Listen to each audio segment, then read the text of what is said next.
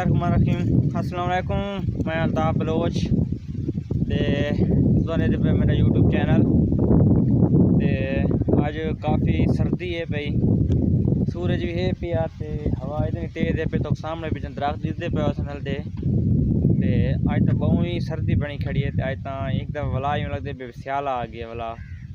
तो वीडियो शुरू करने तो पहले सारी दोस्तों को एक गुजारिश होती है कि सारे चैनल को सब्सक्राइब कर गिनो। अगर वीडियो अच्छी लगे तो सारी वीडियो को लाइक कर गिनो तो कमेंट दे तो अपनी राय का इजहार लाजमी दे सो।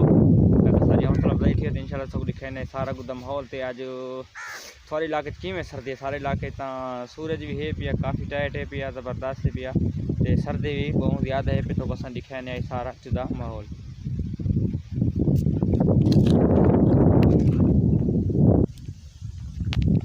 ये तुसा देख गिनो सामने सूरज है पिया, ते तुसा हवा चेक करो कि कितनी तेज़ हवा है भाई। इन साइड से देख गिनो दरख्तों को देख गिनो तो बहुत तेज़ हवा है पई। तो सर्दी इतनी है ना अज कि हूँ तो मौसम काफ़ी सारा चेंज थी, लेकिन सर्दी बात भी उं है पई।